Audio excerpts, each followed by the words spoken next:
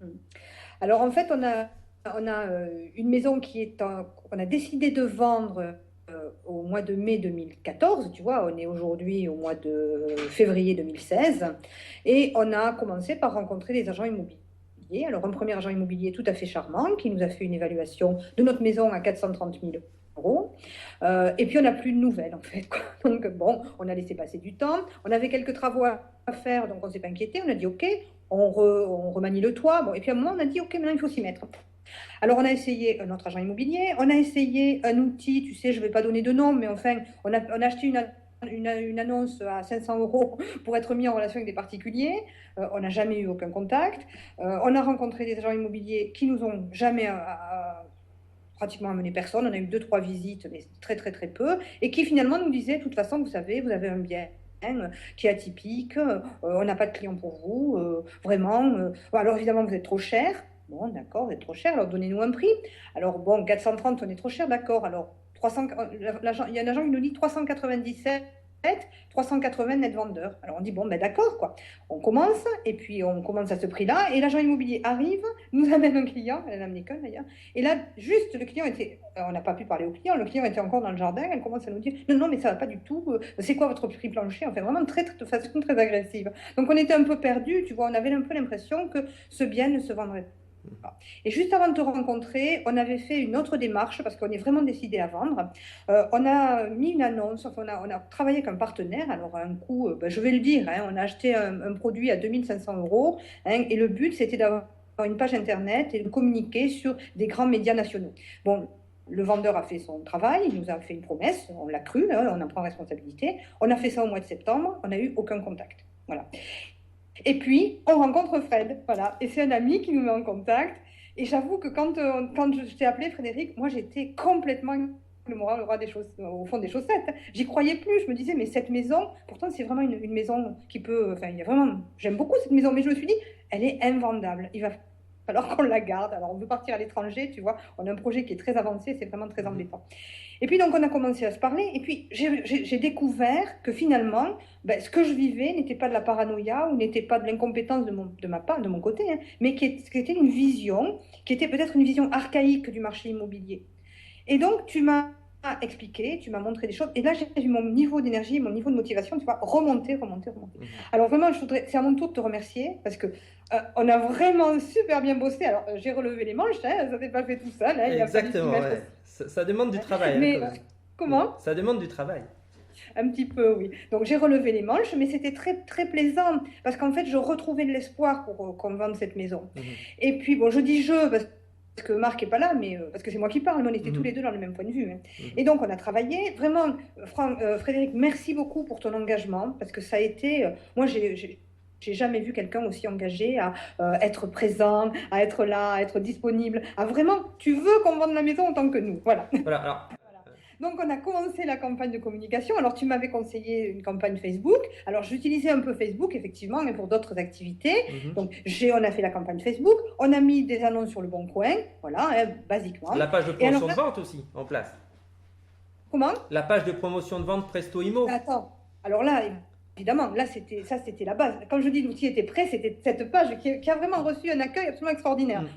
Les gens qui l'ont vu, mes proches, hein, m'ont tous dit, mais enfin, c'est absolument incroyable ton truc. J'ai jamais vu une présentation de bien comme ça. Donc, la page était prête, on est parti. Voilà. Et là, ben, je croise un peu les doigts, je me dis, mais, bon, espérons que ça va marcher, parce que j'avais tellement d'expériences Oui, négatives, bien pas de sûr. contact, pas de contact, pas de contact. Ouais. Et là, miracle. Dans le premier week-end, pas un contact, pas deux contacts, quatre contacts. Alors là, c'était extraordinaire.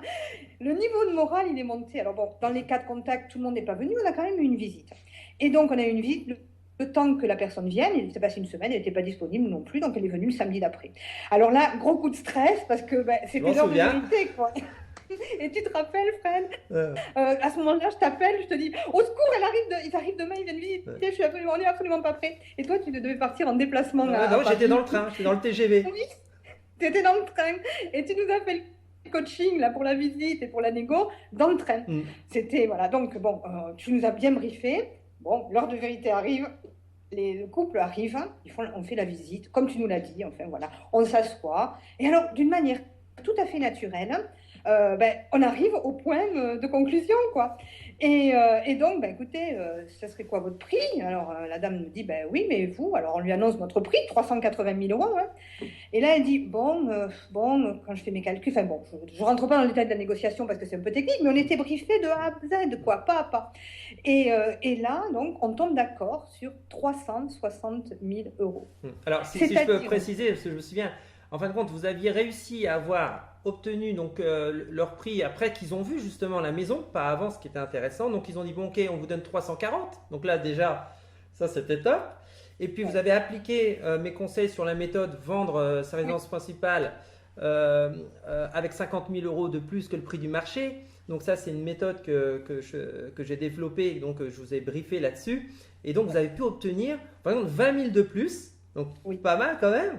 Hein. Alors, ils étaient quand même, ils pensaient pouvoir faire 340. Vous appliquez la méthode, vous obtenez 360. Franchement, c'était l'idéal. Vous avez obtenu ce qu'on souhaitait. Non, c'était 370 que vous vouliez de mémoire. Vous avez eu 360. Enfin, je me souviens qu'on était sur ce battement-là. Mais c'est vrai, je me souviens de ton SMS, que j'ai reçu ton SMS.